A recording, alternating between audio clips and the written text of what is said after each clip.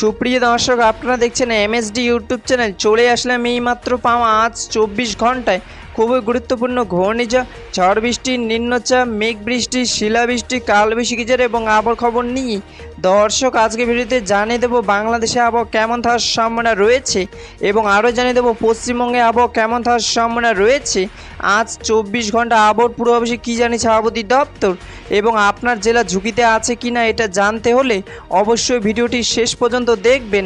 আর আপনি কোন জেলা থেকে আজকের আমাদের ভিডিওটি দেখছেন সেটা অবশ্যই কমেন্টে বলে দেবেন, তাহলে আমরা সবার আগে সেই জেলার আপডেট দেব।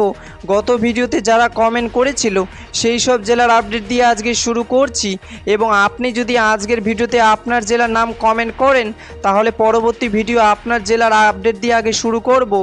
দর্শক এবার জানিয়ে দিচ্ছি এক নজরেই। দর্শক আপাতত 24 ঘন্টা বঙ্গোপসাগরে একটি ভয়ঙ্কর ঘূর্ণিঝড় তৈরি হচ্ছে এবং এর ফলে বেশ কিছু জায়গায় ক্ষয়ক্ষতি হতে পারে। দর্শক এবার সরাসরি চলে আসলে মেঘ বৃষ্টির স্যাটেলাইট পূর্বাভাস চিত্রে এবং এই মুহূর্তে দেখতে পাচ্ছি আজ এবং আগামীকাল 24 ঘন্টায় বাংলাদেশে 8টি বিভাগের 64 জেলা আকাশ মেঘলা থাকার সম্ভাবনা রয়েছে। আপাতত 24 ঘন্টা বাংলাদেশের সিলেট, সুনামগঞ্জ, মৌলভীবাজার, হবিগঞ্জ, ময়মনসিংহ, নেত্রকোনা, জামালপুর, শেরপুর, টাঙ্গাইল, কিশোরগঞ্জ, নরসিংদী, গাজীপুর, এদিকে রয়েছে ঢাকা, নারায়ণগঞ্জ, মানিকগঞ্জ, মুন্সিগঞ্জ, চট্টগ্রাম, কক্সবাজার, রাঙামাটি বৃষ্টি পড়ার সম্ভাবনা রয়েছে এবং পশ্চিমবঙ্গের দার্জিলিং, জলপাইগুড়ি, আলিপুরদুয়ার, কোচবিহার, মালদা, উত্তর দিনাজপুর, দক্ষিণ দিনাজপুর, বীরভূম ও বাঁকুড়ায় বৃষ্টি পড়ার সম্ভাবনা রয়েছে। 28শে জুলাই 2026 মঙ্গলবারে আবহাওয়ার খবর দেখা হবে পরবর্তী দিনে আবহাওয়ার ভিডিওতে।